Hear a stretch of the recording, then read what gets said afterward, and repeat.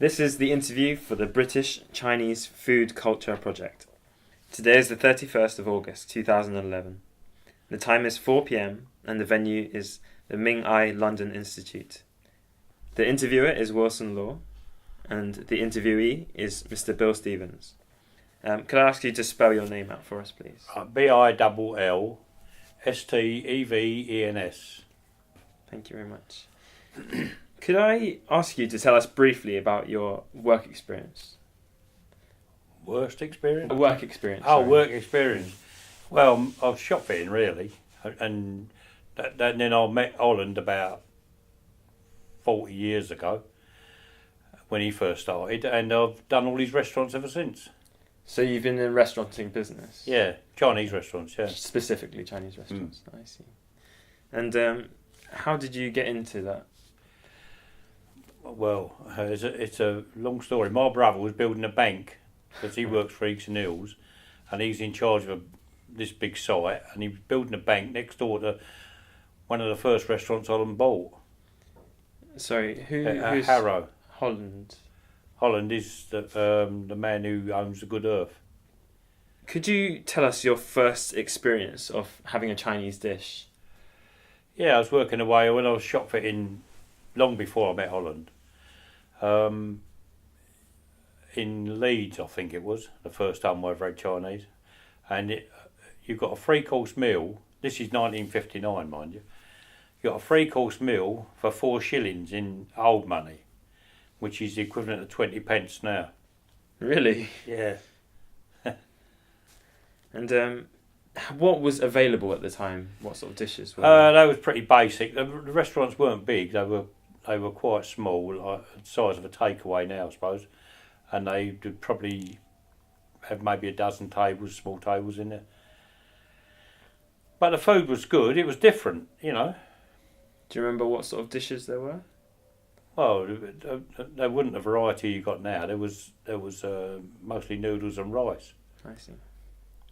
You know, all the other there was prawns, of course, and things like that. But the soup noodle dishes and all that sort of thing that's available now weren't on the menu then.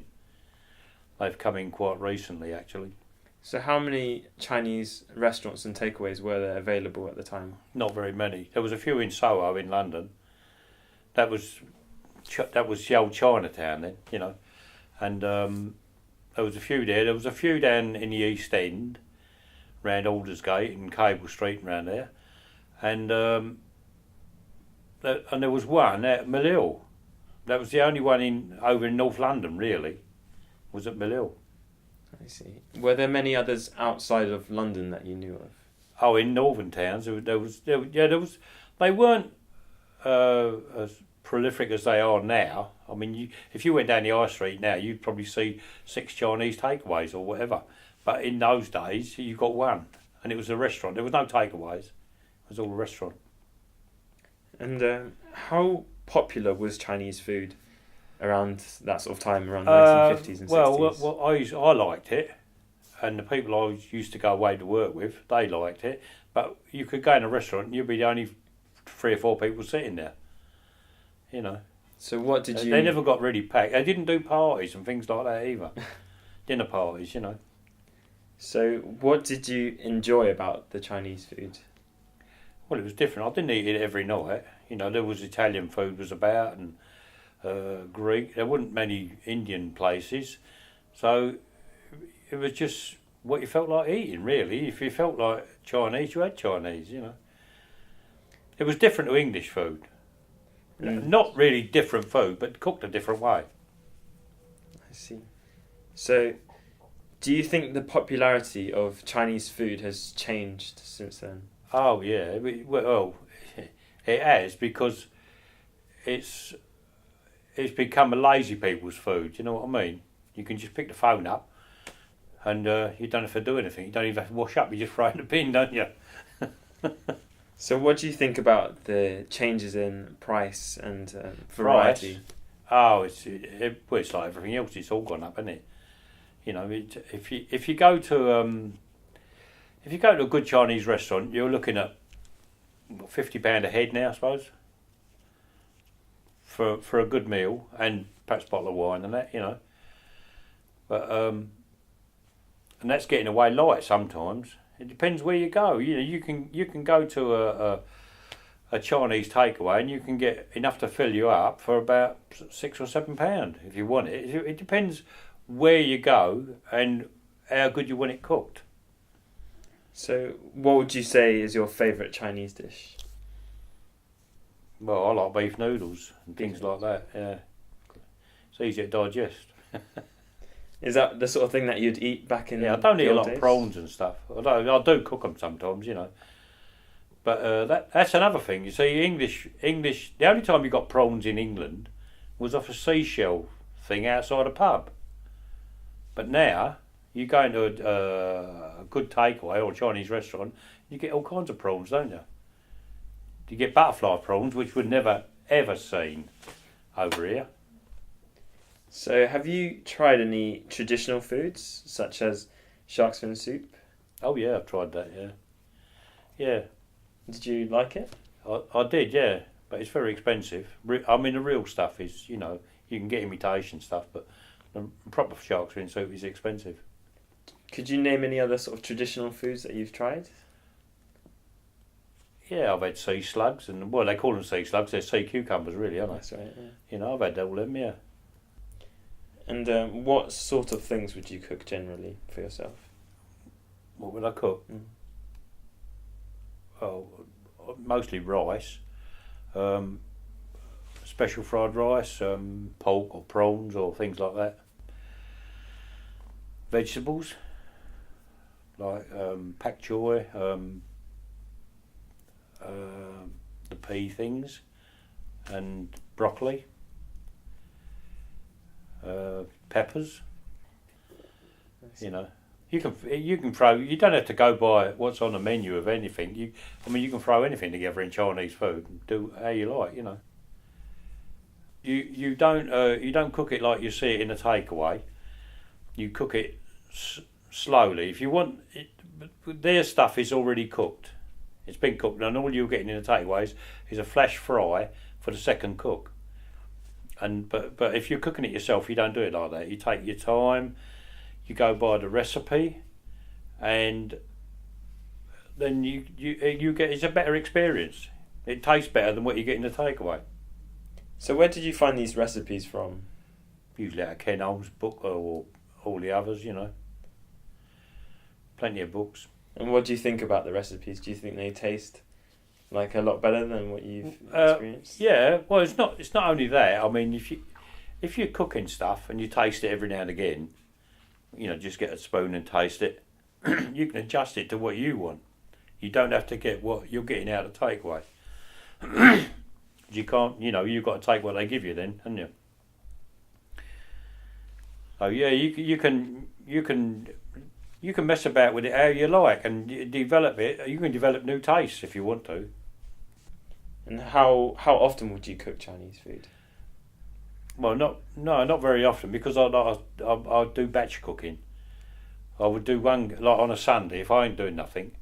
If I'm not working, I would do cooking, but I would cook probably a dozen meals and then freeze them. So you can cook with a wok as well? Oh yeah, I've got 3 or 4 of them at home. Whereabouts would you normally buy your ingredients from? Well, I've got a Chinese supermarket over the back of where I live. I've got another one at Edmonton, and there's another one at Edgware Road, the Wing Yip. So I've got no shortages. 5 minutes from where I live, there's 2. And could you tell me anything about chop suey? Chop suey. Yeah, it's noodles, and you can put anything with it, really. Was it available back in the 1950s and 60s? Yeah, chop suey and sweet and sour pork and rice, and it was those basic sort of things. You know, there was no fish dishes apart from prawns. Yeah, there was a bit basic, but it was different. And that's why people went there. So sweet and sour was available back then as well. Oh, sweet and sour, yeah. So that's yeah. been around since the beginning. Yeah, sweet and sour, yeah. So what about dishes like duck as well, or crispy aromatic duck? Has that been around for a long time? No, not when I first started eating it. You didn't get the pancake rolls and things like that with duck in and cucumber and onion. You didn't get all that. They didn't have that. Then that was a thing that came in later. I think when it first started, they were trying to get people to taste it really, because there was so many people with the attitude it was foreign food, and it's not.